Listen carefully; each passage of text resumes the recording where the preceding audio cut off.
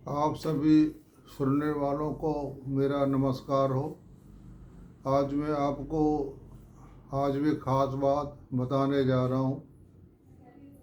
पिछली वीडियो में मैंने बताई थी खास खास बातें। किसी कुंडली का अपने फलादेश निकालना है तो उसके क्या क्या नियम होते हैं और क्या क्या देखा जाता है। तो पहले मैं आप बता रहा हूँ कि जन्म कुंडली में सबसे अच्छा भाव नवम भाव होता है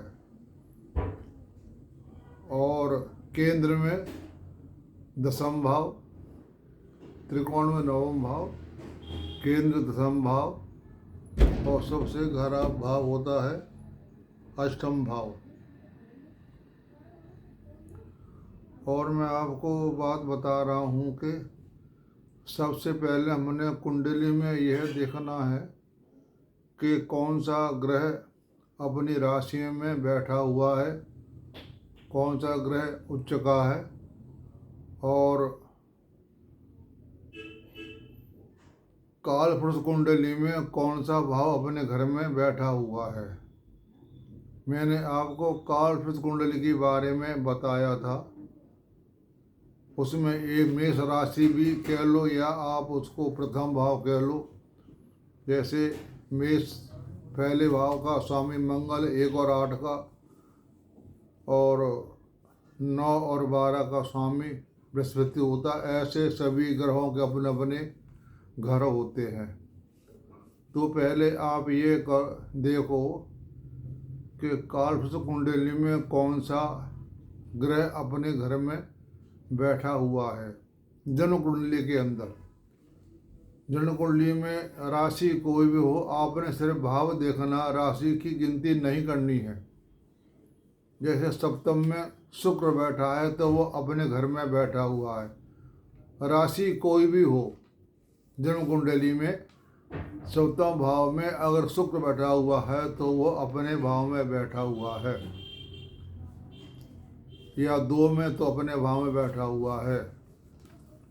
शनि अगर 10 और 11 भाव में बैठा हुआ है जन्म कुंडली में तो वो अपने घर में बैठा हुआ है।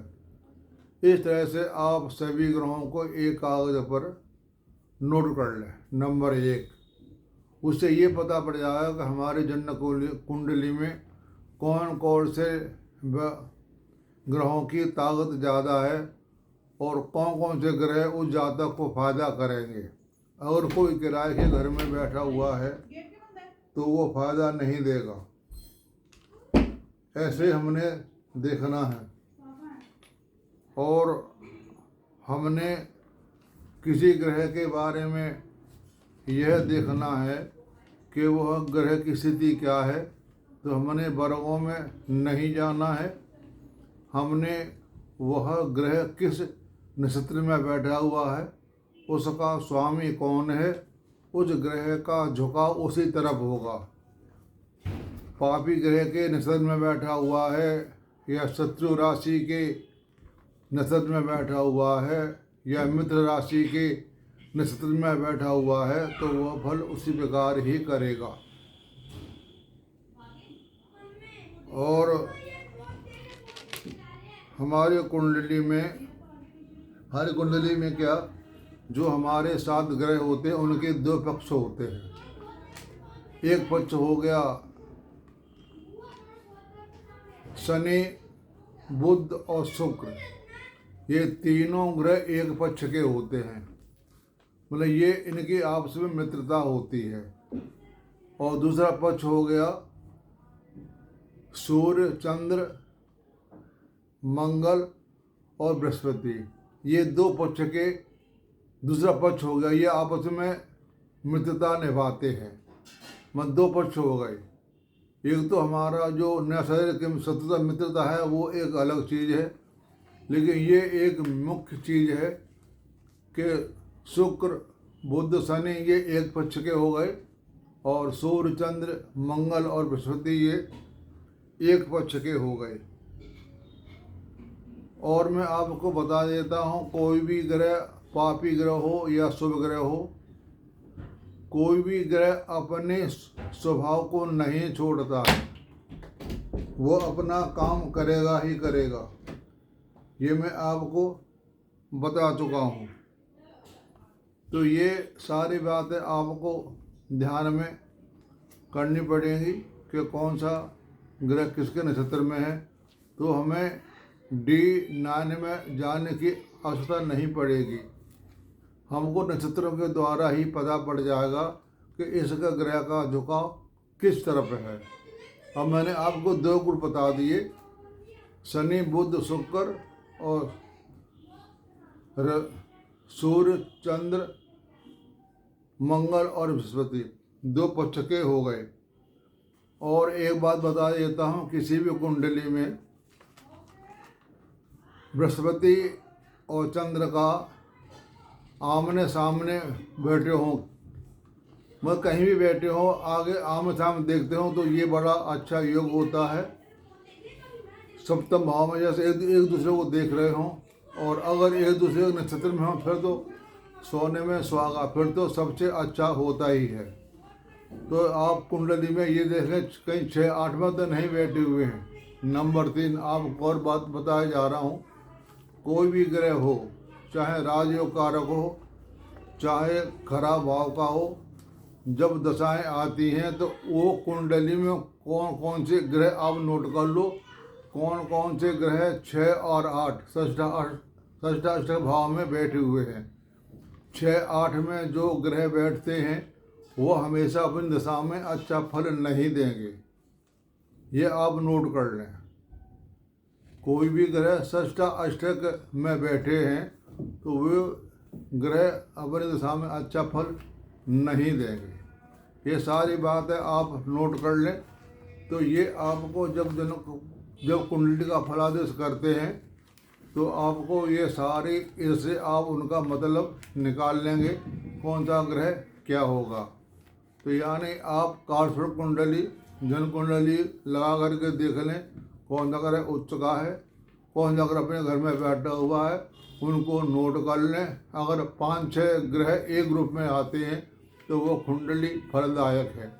और मैंने आपको एक बात बताई थी कि पूर्ण परमात्मा अंश जो ग्रह 4 होते हैं, सूर्य चंद्र मंगल और राहु, अगर ये चारों ग्रह एक साथ बैठे हुए हैं 1 से लेकर 6 तक तो बहुत बढ़िया होता है, या 7 से लेकर के 12 भाव में बैठे हुए हों तो बहुत अच्छा होता है। यह नौकरी करेगा तो उच्च पद की, व्यवसाय भी करेगा तो अपने अच्छे उसका व्यवसाय अच्छा होगा। और ये यानी 1 से 6 तक हों, 4 नहीं 3 हों तो भी अच्छा होता है, और या 7 से 12 तक हों तो ये बहुत अच्छा माना जाता है। लेकिन एक शर्त है, आप ये देखेंगे कि कौन से कितने ग्रह हमारे कुंडली के लिए शुभ योग कारक हैं। अगर 6 ग्रह शुभ योग कारक हैं तो ये पूर्ण परमात्मा अंश काम करेंगे। अगर 6 ग्रह इकट्ठे नहीं हैं, मतलब अपनी राशि या उच्च राशि में नहीं है, तो यह पूर्ण परमात्मा अंश काम नहीं करेंगे। कोई ग्रह हमारे कुंडली का सपोर्ट नहीं कर रहा है, उसको अपने घर में नहीं बैठा हुआ है, तो वह ये पूर्ण परमात्मा अंश काम नहीं करेंगे। मतलब पूर्ण परमात्मा अंश तभी काम करेंगे जब ये ग्रहों की ज़्यादा संख्या हो जाएगी, 5 या 6 की। और किसी कुंडली में एक ही ग्रह हुआ अपना राशि का या अपने घर में, तो वो कुंडली का जो फलादेश है वो इतना अच्छा नहीं होगा। इसका मतलब यह है कि वो मनुष्य जो मेहनत करेगा वही मिलेगा, उससे ज़्यादा नहीं मिलेगा, बल्कि मेहनत से कम ही मिलेगा। ये उसका मेन उद्देश्य है। तो ये आप सारी बातें ध्यान में रख कर के करेंगे। और अब जो और बातें भी मेरी समझ में आ जाएंगी तो मैं आपको वीडियो बना करके भेज दूँगा। आप सबको सुनने का धन्यवाद। आप सबको नमस्कार। मेरी वीडियो आपको अच्छी लगी हो तो लाइक करें, सब्सक्राइब करें, तो आपको मेरी सारी वीडियो पहुंचती रहेंगी। अब मैं आजकल या अभी तो मेरा यही कोर्स चलेगा ज्योतिष के ऊपर, तो ये सारी बातें मैं आपको बताता रहूँगा। ये बातें आपको बहुत कम बताएंगे कि ये ऐसा होता है। हमारे गुरु ने तो हमें यही सिखाया है, जो तुम्हें आता है वो सबको बताओ। तो आगे ये हमारे ज्योतिष की जो विद्या है ये चलती रहेगी और इसका नाम बढ़ जाएगा। ज्योतिष हमारे भारतवर्ष में ही पैदा हुई, यहीं चली। यहाँ से लोग ज़्यादा करके बाहर का प्रचार कर रहे हैं, बल्कि यहाँ तक कि बाहर के लोगों का दिमाग वैसे तेज होता है, यहाँ से विद्या ले जाते हैं और अपनी किताबें छाप देते हैं।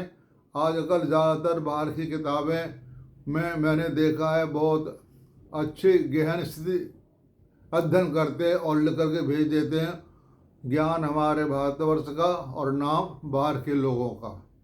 ये हो रहा आजकल। हस्तरेखा के अंदर भी हमारे भारतवर्ष इतनी अच्छी किताब नहीं है जो कि बाहर के विद्वानों ने लिख करके हमारे यहाँ भेज दी हैं। वो हैं इंग्लिश में, हिंदी में किताब नहीं मिलेंगी आपको। यानी कहने का मतलब ये है कि बाहर के लोगों ने उनका व्याख्या अंग्रेजी में अनुवाद करके किताबें बहुत सी हैं जो बहुत अच्छी किताबें हैं। जिनको अंग्रेजी आती है वो इसका लाभ उठा सकते हैं।